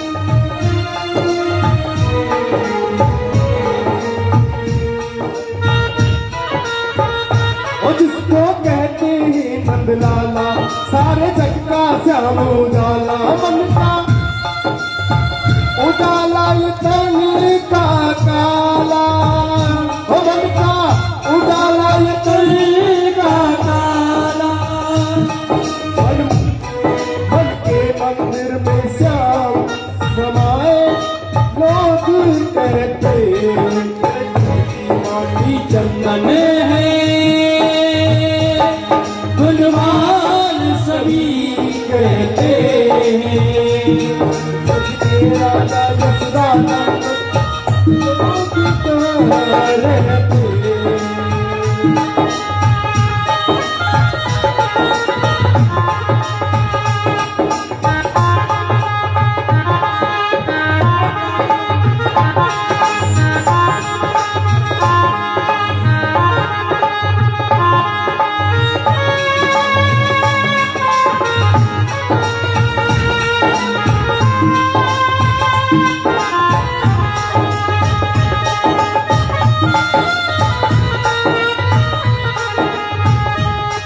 गुणवान सभी कहते,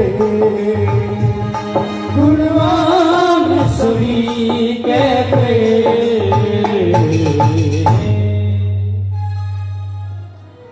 बोलिए श्री कृष्ण भगवान की जय। अब क्या है, एक दिन मैया माखन बिलो रही थी।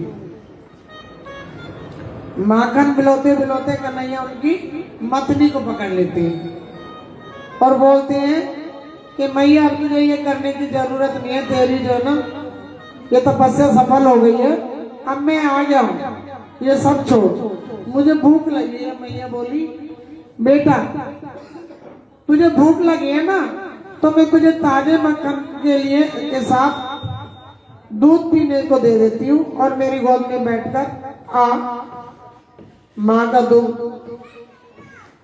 अचानक पीते पीते बोले मैया एक बात पूछूं?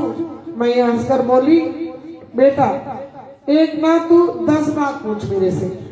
लालो बोले मैया या तो बता तो वो दूध ज्यादा प्यारा लगे या पूत? बोले दूध ज्यादा प्यारा लगता है या पूत? मैया बोली जा, ये कोई पूछने की भी बात है लल्ला? बोले अरे बेटा मुझे तो पूत प्यारा लगे, तू प्यारा लगे। बोले अच्छा। बोले मैया तो पूत प्यारा लगे तो तेरे सामने ये दूध दही की चीज है। कन्हैया बड़े प्रसन्न हुए, मैया मैं तो बड़ा प्रेम करूं इनसे। और इतने में मैया ने देखा कि चूल्हे पर दूध उफन रहा। उसने कहा तुझे दूध लगता होगा प्यारा, पर मुझे तो ये दूध दही की चीजें प्यारी लगती है भैया।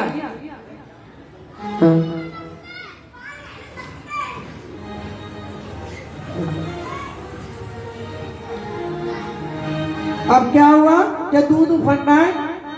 जो दूध उफरा तो क्या किया मैया ने, जब दूध उफरता दिखाई दिया, देखो इस बात को समझना क्या कह रहे कान्हा।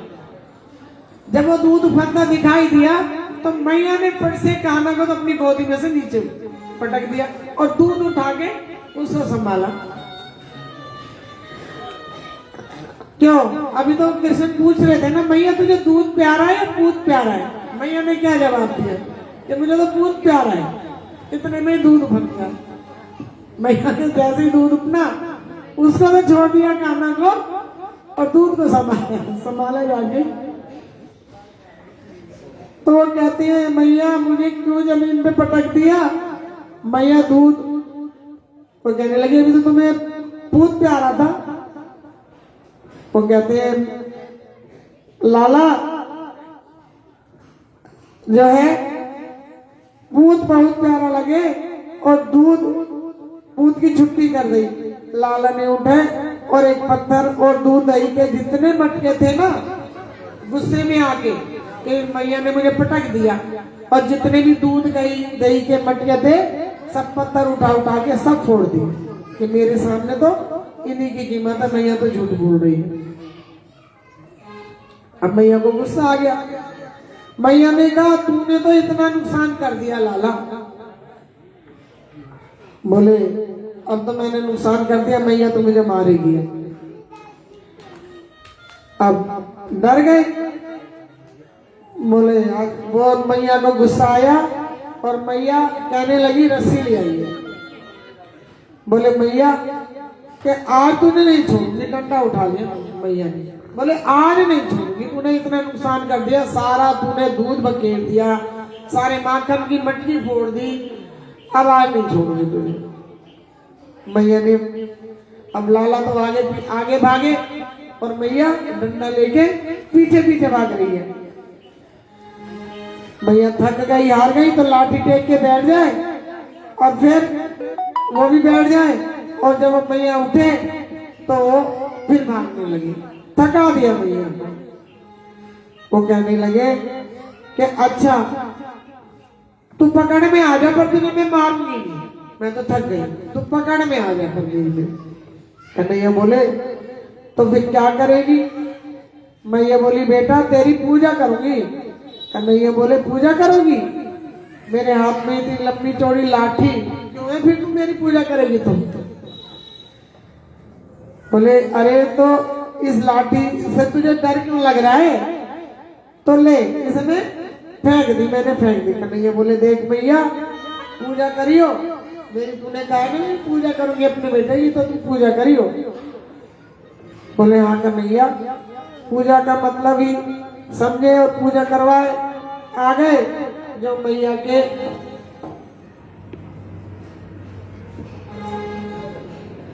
पास आए,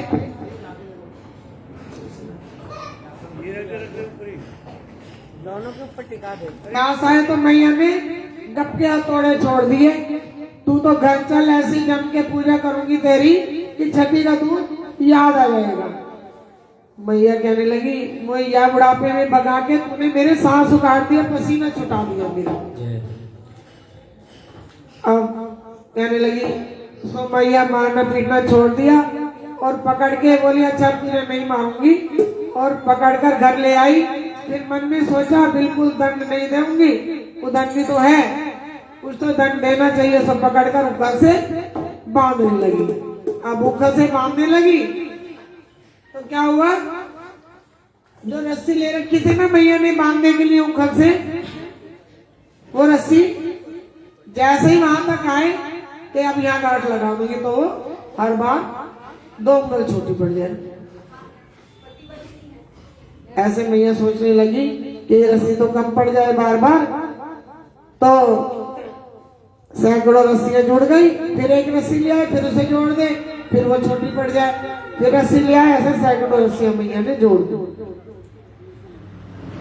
मैया को पसीना से लथपथ हो गई, पर जब परिश्रम करते देखा भाई अब तो मैया थक गई मेरी, अब तो बहुत देर हो गई, तो हृदय में करुणा आ गई उनके, और वो बोले मैया 2 अंगुल के अभाव में उन्होंने देखा, और वो 2 अंगुल रस्सी जो छोटी पड़ रही थी उनकी पूर्ण हो गई।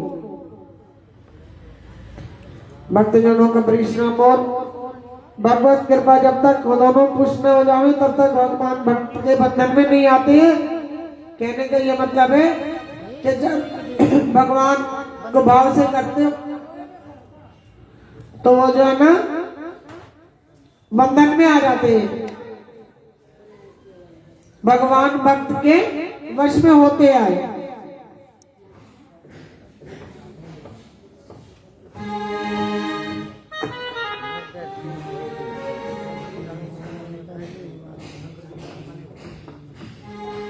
भगवान भक्त के वश में होते हैं। अब मैया को भगवान भक्त के वश में होते, भक्त की परीक्षा लेते हैं भगवान। मैया बांधने में सफल हो गई, अर्थात रस्सी को पेट से बांधती हुई उधर से यहाँ से पेट से बांधती ले गई और वो पूर्ण हो गई। इसलिए कन्हैया को तब से क्या पुकारते हैं, उनका नाम क्या पड़ा, दामोदर, दामोदर पड़ गया। अब कन्हैया बड़े होते जा रहे हैं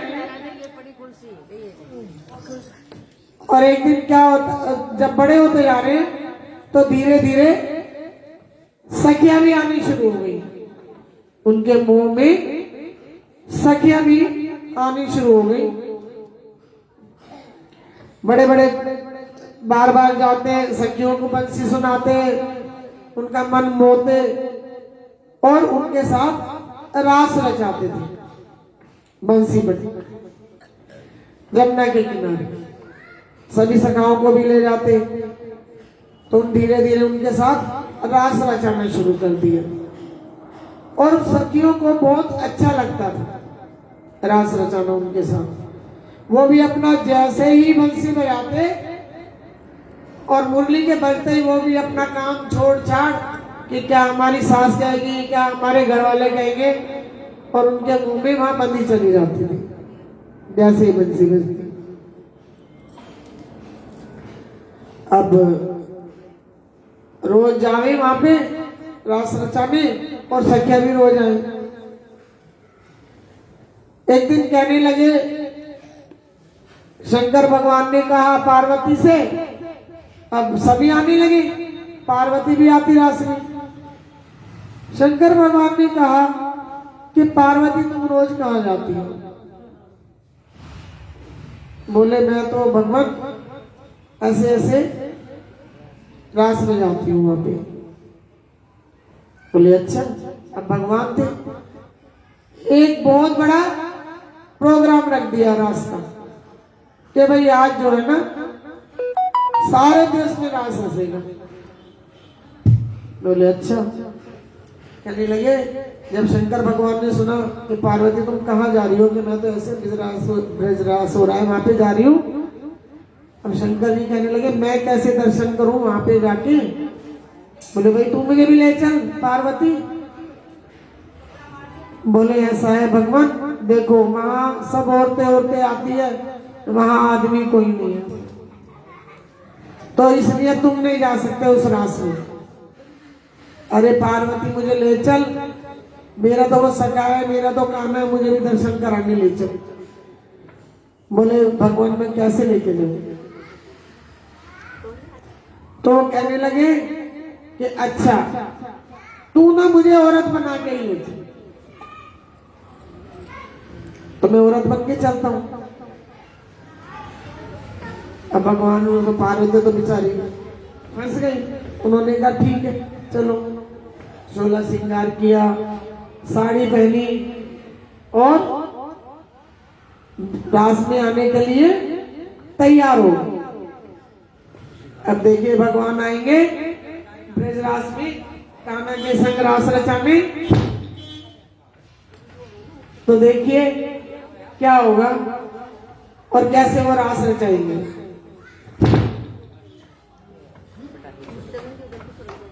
वो भोले भंडारी बनकर के ब्रजधारी हमारे गोकुल में आ गए, ओ गोकुल में आ गए, एक दिन वो सफारी गोकुल भी बना बिहारी हमारी त्रिपुरारी गोकुल में आ गए। ताली बजा के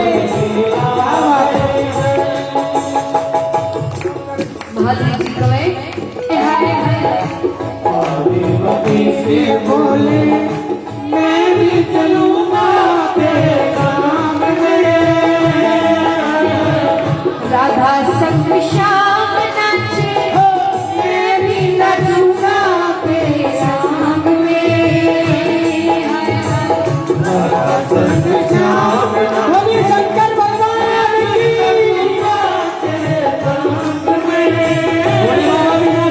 दास रचेगा ब्रज में भारी हमें दिखाओ प्यारे में आ गए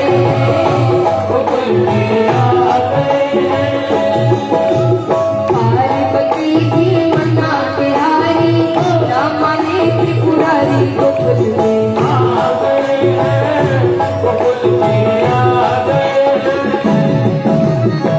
पार्वती जी महादेव जी ने समझावे पार्वती जी कवे ओ मेरे भोले स्वामी कैसे ले जाऊं तुम्हें साथ में हाय मेरे भोले स्वामी कैसे ले जाऊं तेरे साथ मोहन की सिवा कोई पुरुष ना जाए रास में हाय हाय के सिवा कोई पुरुष ना जाए रात में। हंसी करेगी ब्रज की नारी हंसी करेगी ब्रज की नारी, मानो बात हमारी गोकुल में आ गए गोकुल में आ गए।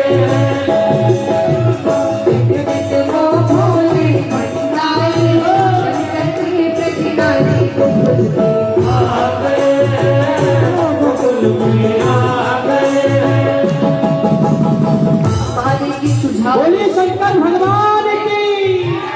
ऐसा बना दो मुझको कोई न जाने इस राज को हाय हाय बना दो मुझको कोई न जाने किस राज को।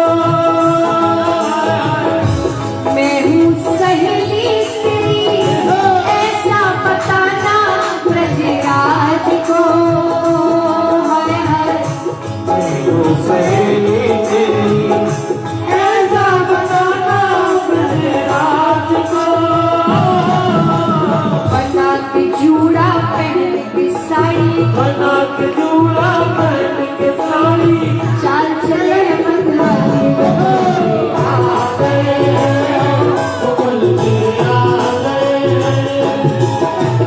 पार्वती भी बना के हारी ना माने त्रिपुरारी गोकुल में आ गए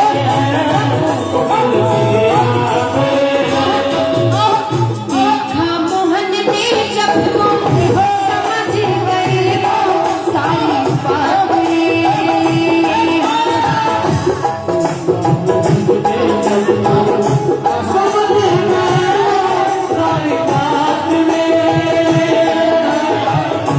ऐसी बचा